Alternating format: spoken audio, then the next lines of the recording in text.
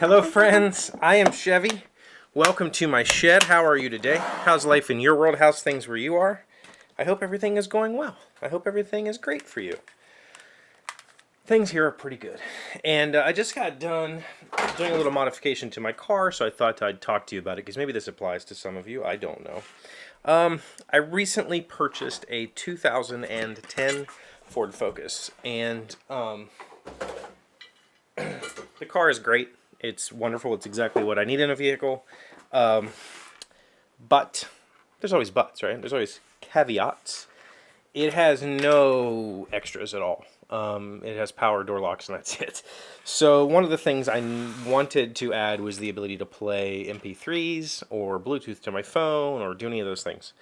It doesn't have any of that. So all it could have is a CD player, and that's just no.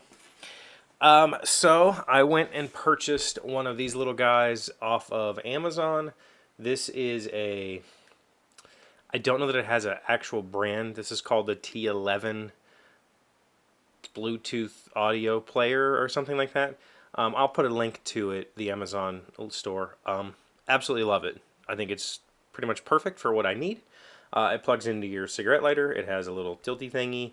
It has an FM transmitter built in, so you can tune your radio to FM, or you can have auxiliary out. I prefer to have auxiliary out because it's a cleaner signal. It also has an MP3 player in it, so I can plug in an SD card, or I could plug in a USB. Also has a USB charger. Also has Bluetooth, forward control, so I can control the channel and volume and all that stuff. Perfect little device, and it's like $17 or something like that. Absolutely perfect. The problem is, in my 2010 Ford Focus, all I have is two power outlets that are powered on all the time. So in order to fix that, I'm going to use a device called a fuse tap. And if you've ever wondered, if you ever had a power outlet like that, this might help you figure out how to fix yours. Now, what I'm going to show you in this video, I do not recommend you do it. The manufacturer does not recommend you do it. Nobody wants you to do this. Take it upon yourself to do this. You're assuming all risks involved because you are dealing with battery voltage here, and you could seriously injure yourself or destroy your car, or God forbid the car shuts off while you're driving down the interstate and something bad happens because of what you've done. So with that said, step one, as you can see, the outlet is on all the time regardless. The first thing you need to do is find your owner's manual, flip through it to find the fuse box and or power distribution center. You're going to probably have two. There's going to be an interior one and an exterior one, and you're going to need to find your power outlets in there. In my Ford, they're under the hood. In a lot of modern cars, they're under the dash. So you're just going to need to figure out where the fuse lives for your outlets. Now, luckily, my outlets, I have two outlets. They have their own fuses. So I locate that fuse, and if I pull it out, power goes off. It's just that simple. So the thing that I need to do now is figure out which one of those pins is hot, and I can do that by using a multimeter. You're going to need a multimeter for this job. See which one of those pins is hot. That is the live battery feed. You're not going to use that. And you're going to find the pin that is not hot. That is the pin that's going to your outlet. That's the one you want to tap into.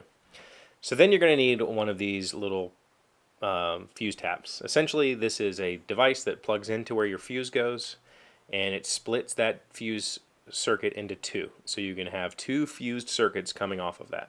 First thing you're going to have to do is find one that only comes on when the key is on, and you're going to need to probe with your multimeter again. Now, the nice thing about this is if you've never seen these little micro fuses, the pins come clear through the back, so you don't have to pull them out. You can just probe the backs of the pins as I'm doing here and find a set. Usually they come in groups, and on my Ford, the left-hand group is key on, the right-hand group is always powered. Find one of those fuses that does a minor task that you're comfortable with losing. In my case, I am losing one of the most functional tasks of the car if this were to go bad, if this device were to go bad. I'm taking that risk. And this is simply going to plug in, and then you can power on your outlet. Now, these come with one of these little crimp connectors on the end. They're kind of useless because you would have to run on new hot wire, or you would have to cut the wiring under your car. I don't like doing that, so what I did, if you can look at this, I simply added a new piece of wiring to stretch it out, and then I added one of these little spade terminal connectors and put some heat shrink on it to keep it isolated. That way I can just pull the big fuse out stick this right on the blade that goes to my cigarette outlet, and the whole thing is put together. And it's that simple. I'm basically done. Now, again, manufacturer does not recommend that you do this, so I had to modify the lid of my fuse box because it has a bunch of protection to make sure the fuses are fully seated when you put this lid on.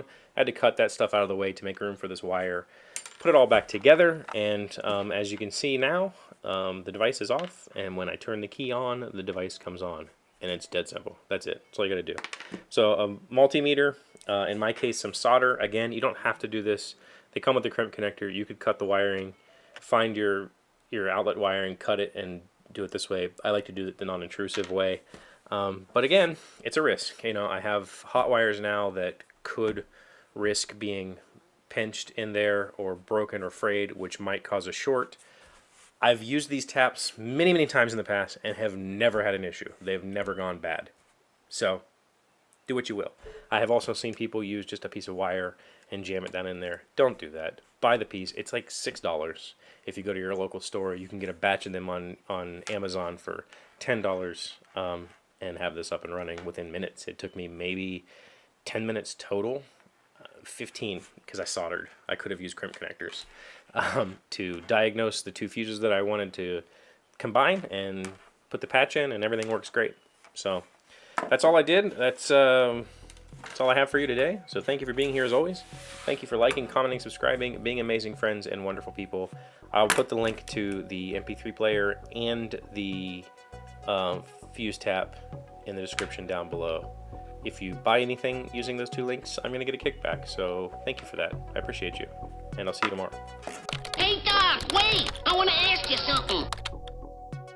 Today's random fact comes from Wikipedia. What time does the New York Stock Exchange open? The New York Stock Exchange is open for trading Monday through Friday, 9 a.m. to 4 p.m. Eastern, with the exception of holidays declared by the exchange in advance. The New York Stock Exchange trades in a continuous auction format, where traders can execute stock transactions on behalf of investors.